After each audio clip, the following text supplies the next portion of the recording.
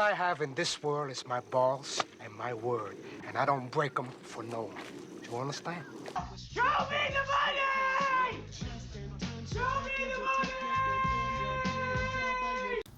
This is the full card picks and predictions for UFC Fight Night. Steve Garcia taking on David Onama in Las Vegas, and it's going to be in the Apex, so the smaller octagon. We have 13 fights on the card here, ladies and gentlemen. And, it's not much of a name-valued card, but there's some okay fights on the card. But anyway, let's get into it. The first fight on the night, we have Talita Alencar taking on Ariane Carnelosi. Ariane Carnelosi literally looks like a 15-year-old version of fucking Arnold Schwarzenegger if he was a fucking, a little girl. You know what I mean? Absolute freak show. And on the other hand, we have Talita Alencar. And Alencar, she's a little bit of a nugget. She's a 6-time BJJ champ. Her striking sucks, but she's okay. Like, she's a bit gritty with, she's got the dog in her. Likes the wet blanket. She's a bit of a nugget. But on the other hand, Ariane Carnelosi, she's 15-3, and it looks like she's got a pretty good record, but she's pretty stiff in her striking. She's very plotty, kind of just sits and stands there and waits for her opponent to do something and kind of moves forward. She's obviously like a peanut, looking person. But don't let the looks deceive you. She's not as strong as she should be strong, but I feel like a Talita Alencar is going to be just that little bit more stronger on the ground, when it comes to the clinches and the grappling. And I think a Talita Alencar is going to get herself a good, maybe 30-27 win on the cards here against an Ariane Carnelosi. This is at strawweight, Ariane Carnelosi in her second last fight. In her second last fight, she went to a decision with Lupe Godinez. That was 3 years ago. So, and then her last fight was a year and 5 months ago. So, and that was that disqualification. She got that, she just got a disqualification win because the other chick, Pereira Rodriguez, headbutted her twice, I believe. And she was trying to say that she was trying to pull down or something, I don't know, move forward down on the ground. But it was obviously a clear headbutts. But Ariane Carnelosi likes to counter, but, is very hittable. I don't know, man. She plots forward, stiff striking, as I said, and lacks the jab. She doesn't fucking jab at all. So I got a Talita Alencar. She might possibly get a submission here. We might actually see her, showcase her submission game in the UFC in this fight. But, nevertheless, I've got her to win. And I think she's going to get a 30-27. It could be a late submission. But, yeah, give me Talita Alencar to win on the cards. Moving on to the next fight, we have Phil Rowe taking on Seokhyun Ko. Seokhyun Ko coming out. He's got a karate stance. He's kind of got that karate type style. Very good judo. He's 12-2. This is in the welterweight division. We did see Phil Rowe in his last fight come back to get a really good victory against Ange Losa, man. That was a sick stoppage, man. He's really, really durable. I just feel he's got good boxing, Phil Rowe, but at the end of the day, we're in the small cage here, Ko, he does keep his chin high, arms wide and karate style. As I said, he's a southpaw. He's got good hip throws, so good judo. He's aggressive and explosive. He's a pressure fighter, and he was a 4-1 dog in his last fight, and he's got good counters. But on the other hand, Rowe, he's got good he's a boxing and jiu-jitsu guy, He's got a weak wrestling game, I believe. He's big for the weight class, though, and he's tall and lanky, and has good urgency, right, in his fights. He's very durable, and he's a dog. And, I was listening to Joe Pye from that, and, it was, what is he, 6'2"? Says he's 6. So I'm pretty sure Joe Pfeiffer said, he's at least 6'4", so whatever this fucking saying, 6'3", I think he's a little bit bigger, maybe a little bit taller.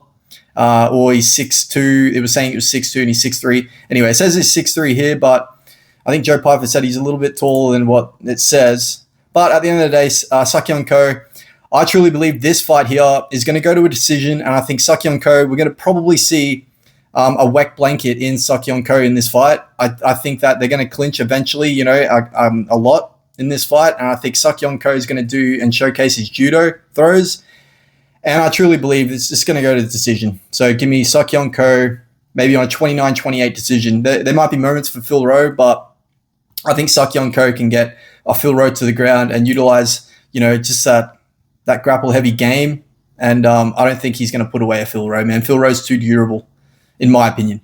So give me Seokyeon Ko on a 29-28 decision. Moving on to the next fight, we have a Montserrat Ruiz taking on Alice Alderline. Now, Alice Alderline, she's a dog, man. She's a dog fighter, right?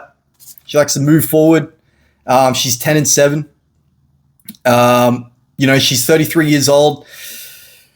I just think that, she's very gritty. She's got a good chin. She can switch stances and throw, like combinations. She wants to come forward. She's not bad. Her boxing's not bad. Like, she really brings the pressure.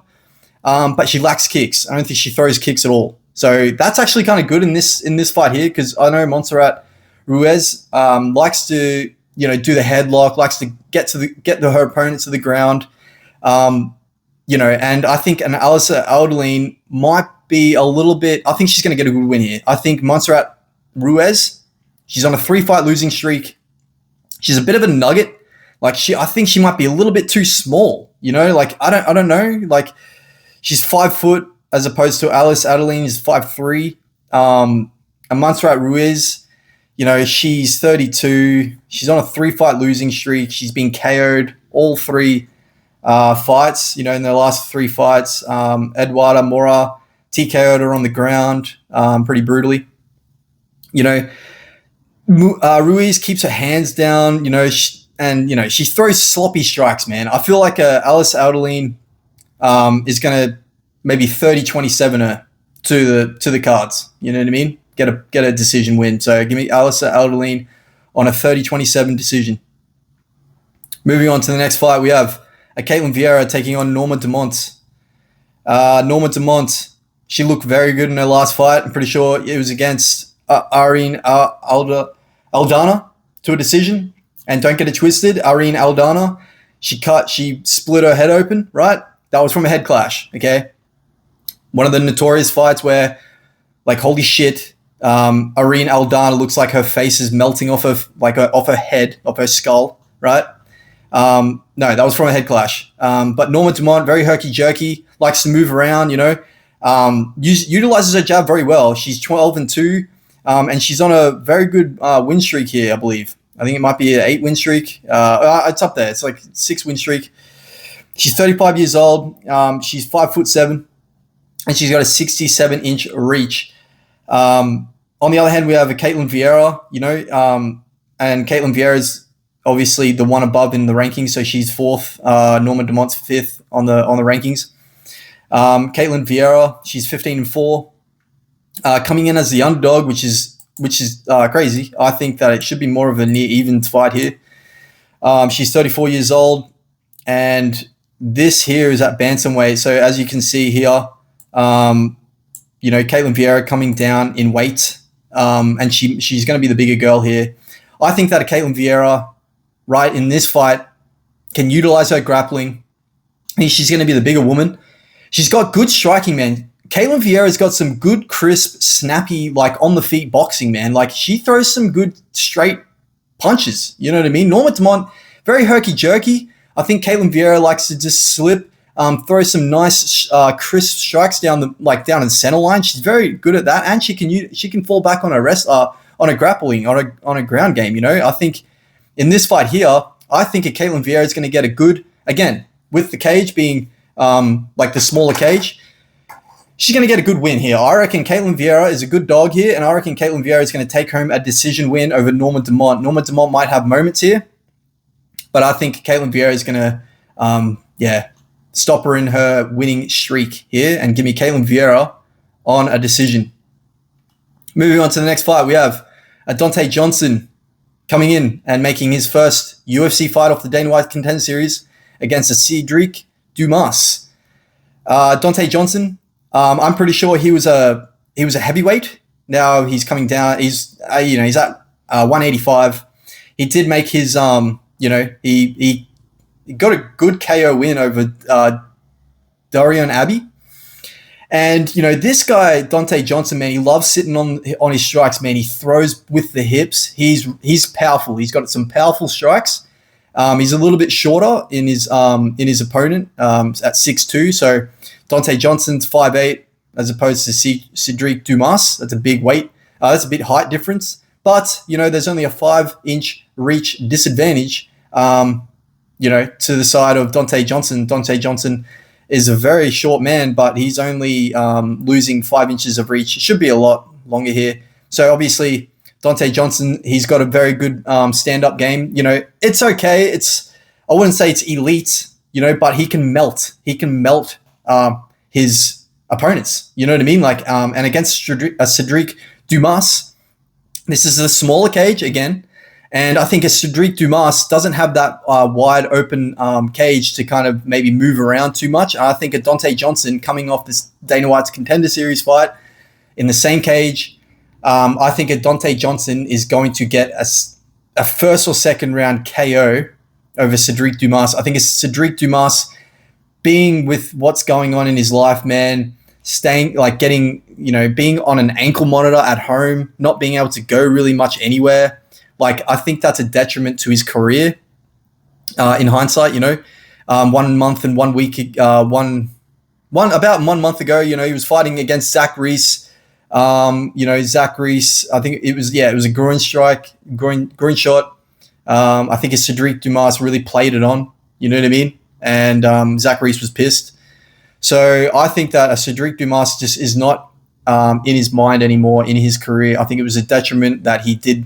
Got in trouble with the law and, having that kind of compromisation in his career. He's been compromised in his career. I think that Dante Johnson's going to put this guy away, man. So give me Dante Johnson by first or second round KO. Dante Johnson, he sits on his punches, man. He moves forward. And I think that, he's very good. He's very good with his hands. He's like a tank. He just moves forward like a tank. You know what I mean? First or second round KO for Dante Johnson. Moving on to the next fight, we have Timmy Kawamba taking on Chang Ho Lee. I think Chang Ho Lee, the Korean Khabib or something. I don't know. He's 11-1. This is at bantamweight. So Timmy Kawamba's coming down in weight. Chang Ho Lee's 11-1. He's on a nice streak. He's on a nice win streak here. But this guy, Chang Ho Lee, is most definitely not like a Khabib. Okay, at least a Khabib doesn't, he doesn't strike with his forehead to get the takedowns. Chang Ho Lee strikes with his forehead, so he moves forward like he's like a rock'em sock'em robot to try and get into the clinch to take his opponents down. And I think in this small cage, it might play into a factor. It might actually play into his advantage. But Timmy Kawamba, I think he might be a little bit too slick on the feet, man. I think Timmy Kawamba, too slick on the feet, and he's coming down in weight, man. If this weight cut, I believe this guy's Timmy Kawamba is gonna have a good weight cut here, man. There's a reason why he's probably coming down in weight, and because he did look a little too thin, maybe at featherweight. So Chang Ho Lee, I reckon Timmy Kawamba is gonna piece up a Chang Ho Lee to a decision. I think at Timmy Kawamba, he's good on the feet, man. He's slick. I think that maybe in the first round, it might be a little bit hairy for Timmy Kawamba. But at the end of the day, I think a Chang Ho Lee's might end up getting worked too much. He's going to end up piecing up. And I think a Timmy Kawamba is going to get comfortable. And, he could potentially put him away, man. He could end up getting the TKO, you know what I mean, to ground and pound, to a kind of like a stoppage. But give me Timmy Kawamba to beat the Korean Khabib. And let's be real, if your fight name, if people are calling you the Korean Khabib, that's cringe, man. Well, you're going to get, be original. You know what I mean? If you're a fighter and you're on this platform right now, the UFC platform, right? Because that's what it is, right? It's more valuable than money. You know what I mean? So being on the UFC platform, however you want, right? More valuable than money. Why Korean Khabib? Man, That's cringe. That's cringy as, man. Get out of my face. Timmy Kawamba to get it done in the Apex and stop a Chang Ho Lee on his winning streak. Moving on to the next fight, we have a Kevin Christian taking on a Billy Alicana. Sorry, excuse me. A Kevin Christian, he's tall as frick, man. This guy, it's a Kevin Christian. He's just coming off on the Dana White Contender Series, and I'll tell you this guy had probably a minute of action, and then I swear to God, the guy looked so sloppy. He was probably all right, maybe in the first 4 minutes of the first round. I'm telling you, the second round, man, this guy was absolutely gassed. He got taken down, I believe. So anyway, he's 9-2. He is tall, man. He's 6'7", and this is at light heavyweight, right? So he's big, and I reckon this guy, he's 30 years old. Give him 2 years, man. He needs to bulk up, man. He needs to go to heavyweight, and to be honest, he needs to be training to sit on his punch. He needs to just literally train boxing, sit on his punches, and be able to move around on his feet.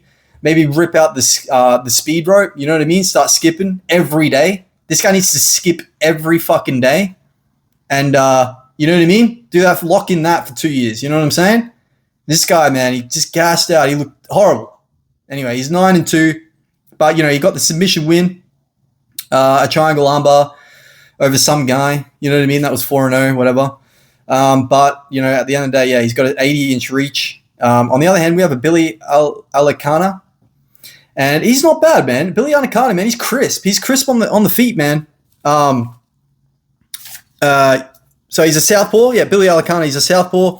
Has sparred at Uncle Ive, right? That's noted. He's got a kickboxing type style. Can wait too long though, but has somewhat sharp striking. Like Billy Alicana, man, he's got some sharp striking, man. And I truly believe he's got way more in the tank, cardio wise. This is the smaller octagon, right? So they are going to clash. But a Billy Alicana, I believe, can get a finish over a Kevin Christian, man. He can get a finish. Christian, he's long and tall. Doesn't utilize it though, He doesn't utilize it. He's very inactive. So his last fight, after COVID, he was on the Contender Series a year ago. And then a year and 8 months ago, he was on LFA. And then 6 years ago. So look at that gap. A year and 8 months, and then a 6 year gap. Boom. That guy is he's very inactive. He accepts bottom too much and can't find at range after the first. Has his hands down. You know what I mean? So give me Billy Alicana to finish a Kevin Christian, possibly in the second round. It could be the first. You know what I mean? It could be literally just like he might just stop a Kevin Christian just at the end of the first round. So give me Billy Alicana by first or second round finish, possibly a KO. But anyway, Billy Alicana in the first 2 rounds to finish a Kevin Christian. Moving on to the next fight. We have a Cody Durden coming in on short notice against an Alan Nascimento. I feel like Alan Nascimento, like his last fight, it didn't even happen. He's finding it hard to get into a fight here. So basically, Cody Durden's in trouble here, man. He's coming in on short notice. He's on a 2-fight losing streak. It feels like in this stage of his career, he's probably just taking fights just to get the cash money. You know what I mean? Maybe he's buying gold and silver. I don't know. Maybe he's smart. You know what I mean? Just buy gold and silver after you pay your bills, But on the other hand, we have an Alan Nascimento, very long, rangy striker. He's a 21-6 on his record. He's on a 3-fight winning streak. In his last fight, he beat a Jafel Filo, and now in hindsight, that is a very good win, man. Look what Jafel Filo did, and I called it Jafel Filo. I didn't say first round submission, or second round. He did it in the first or second round, but Jafel Filo, man, he's good, man. You know what I mean? He's good. He's like the Brazilian version of Dominic Cruz, you know what I'm saying? But he's got like the jiu-jitsu, you know what I mean? He doesn't have the wrestling, he's got the jiu-jitsu. This is at flyweight. But Alan Nascimento, I feel like he's very big for the weight class. I don't know. Is it just me? I don't know. But yeah, Alan Nascimento, man, I feel like he's he's 27 on the rankings. Cody Durden, 21. I feel like Alan Nascimento, this is his moment to jump up, in the rankings here, and get into maybe the top 20. You know what I mean? He might end up getting into the 20th position or take the 21st position. But yeah, I think Alan Nascimento, I reckon he's the kind of guy that will probably pop into the top 15 eventually.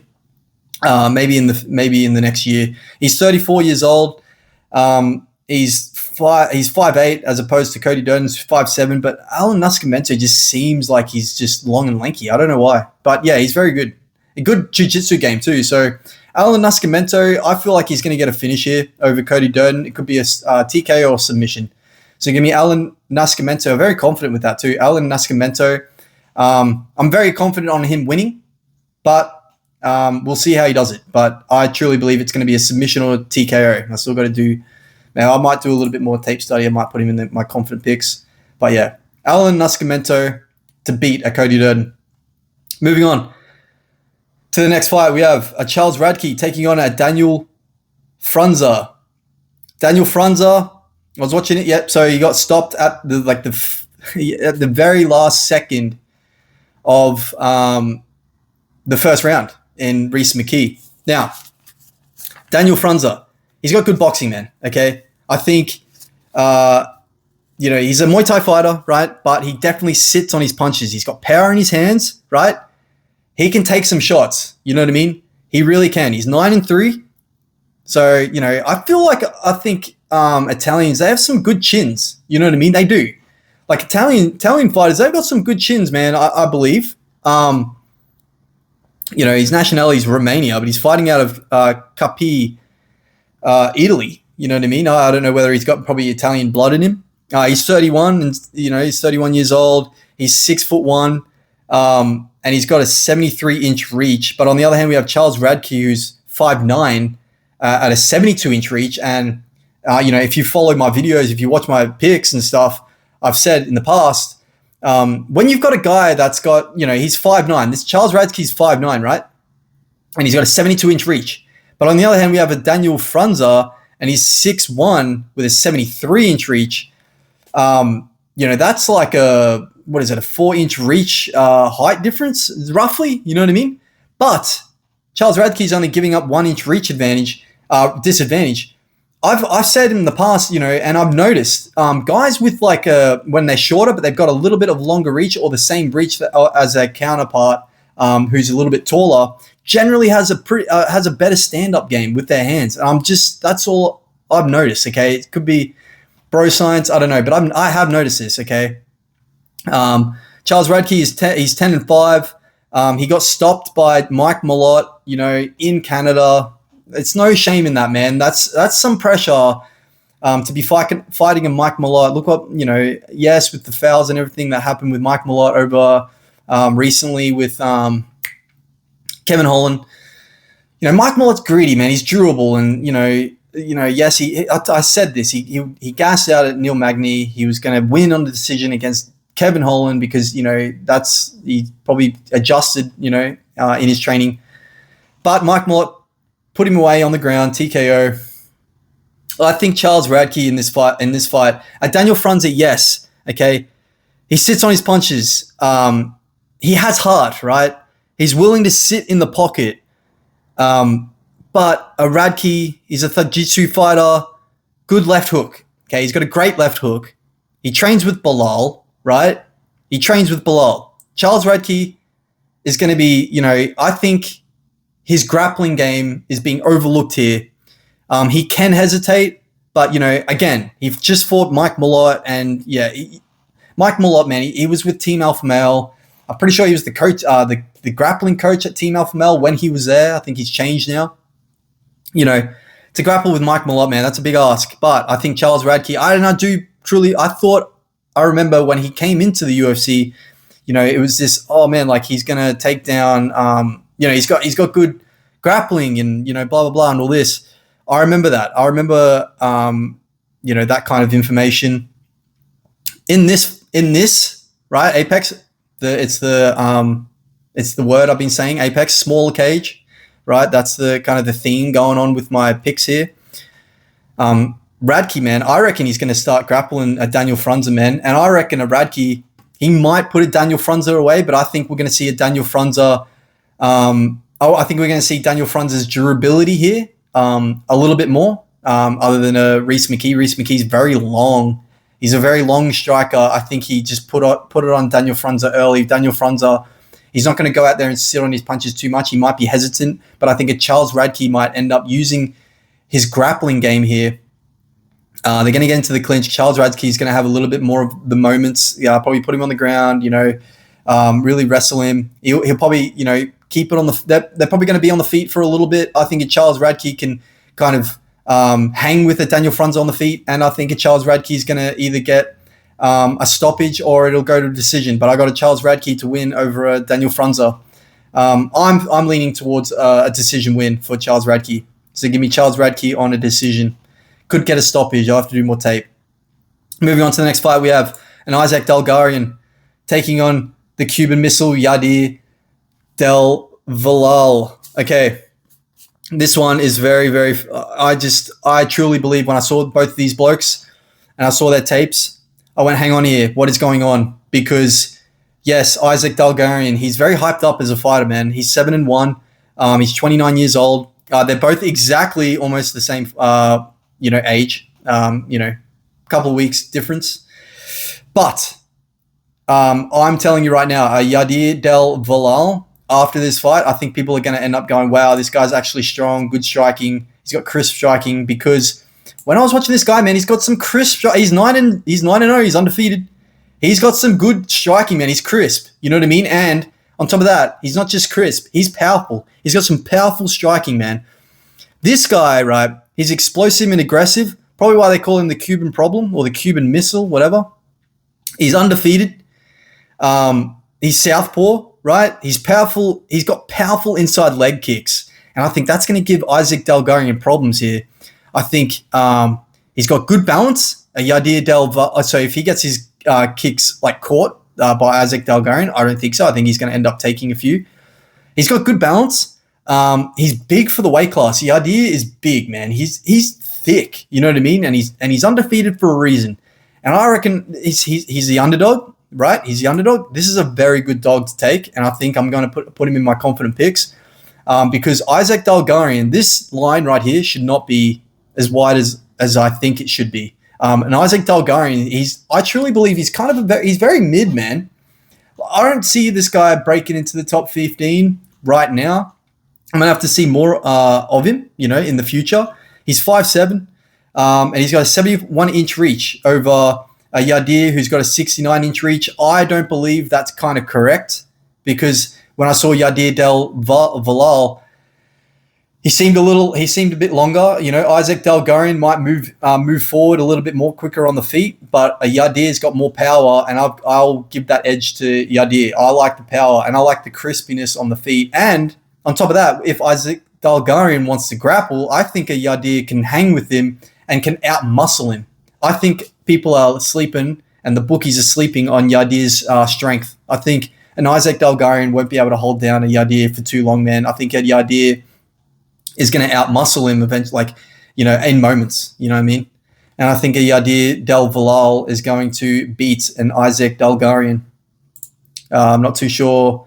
He could get the stoppage. But I got a Yadir Del Villal to beat an Isaac Dalgarian. Moving on to the next fight, we have Jeremiah Wells taking on Themba Gorimbo. All right, this is hilarious. This is a good fight. But I'll tell you this. Again, Jeremiah Wells, he's 39. Again, we've seen this. This is a theme. This is okay. This is a theme that's going on, right? What's his name? The 39-year-old. We've seen 39-year-olds, right? That's recently, right? I'm telling you right now, Jeremiah Wells, he's not looking good, man.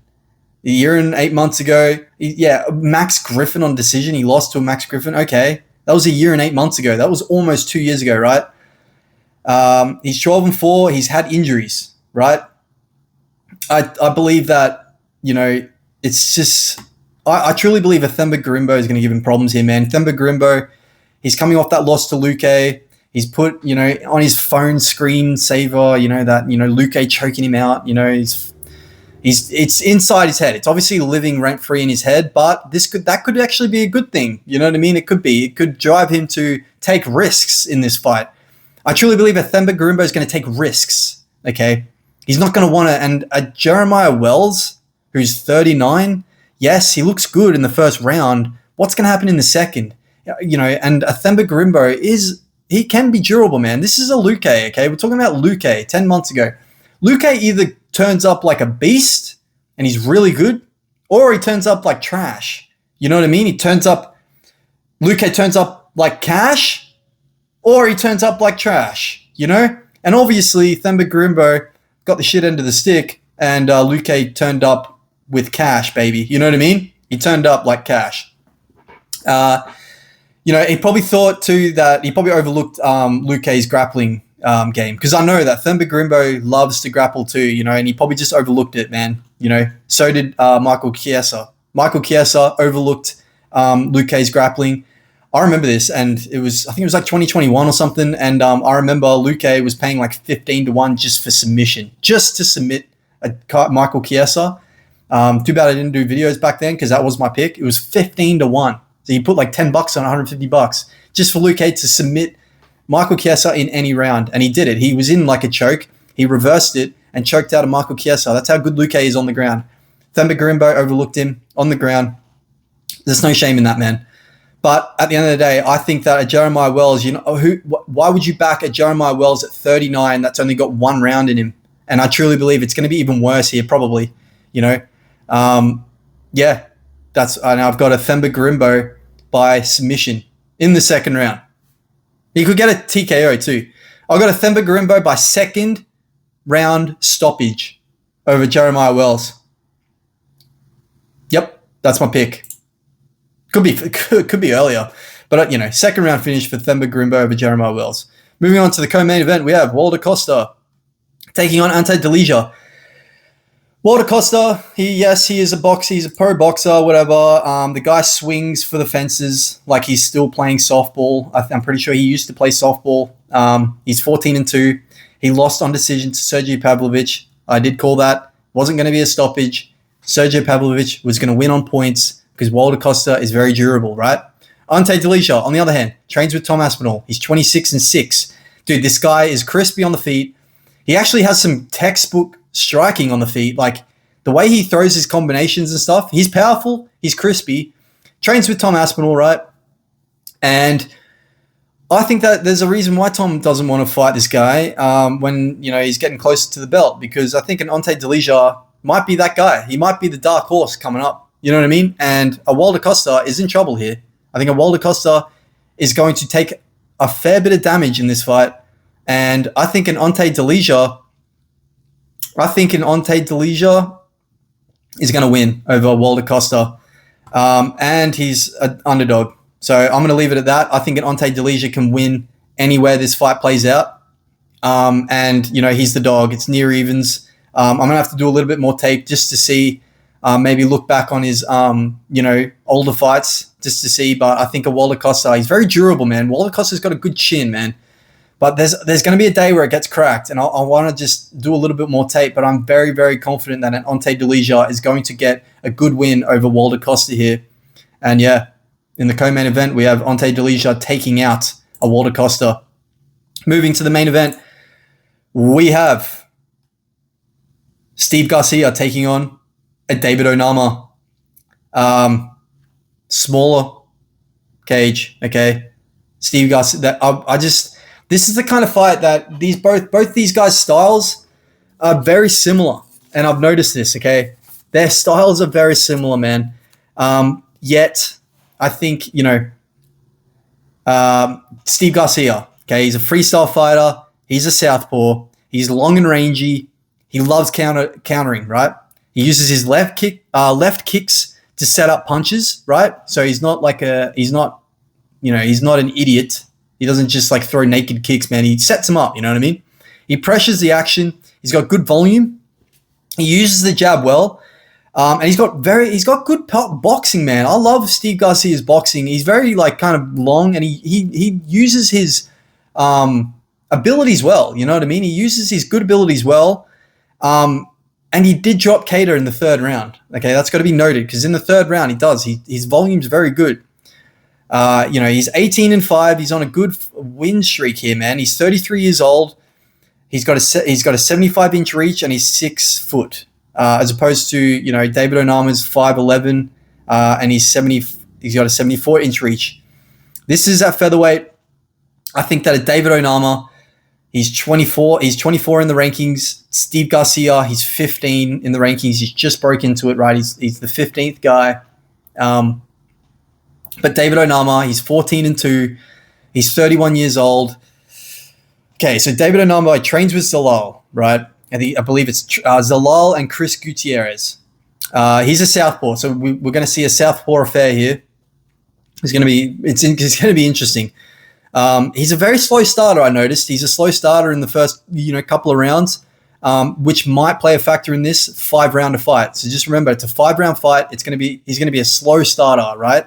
And that could actually work against him here. Steve Garcia could end up, picking up a couple of rounds at the start, maybe the first 2 rounds. It could be competitive in the third. It could be competitive in the fourth. Steve Garcia takes over in the fifth. Could be a decision win for Steve Garcia. That's who I've got. I've got a Steve Garcia winning on a decision. He's going to get 3 rounds to 5. I believe he could even get 4 rounds to 5 and David Onama might get 1 round. But nevertheless, David Onama, he's Muay Thai, he's a kickboxer, he carries a little power, can wrestle, he loves front kicks, right? But at the end of the day, I've got a Steve Garcia winning on a decision. I think he's going to get 3 rounds out of the 5, and I don't think either one of these dudes are going to get put away. They both, to be honest, I think both of them, one of them might get dropped. It might be Steve Garcia, it might be David Onama. They both might get dropped, to be honest. But you know what? A Steve Garcia is very... he's got the dog in him, man. Even if he gets dropped, I believe that round it'll go to David Onama, right? But he's not going to drop him every round. You know what I mean? And I just don't see either one of them finishing each other, especially when Steve Garcia he's just in the top 15.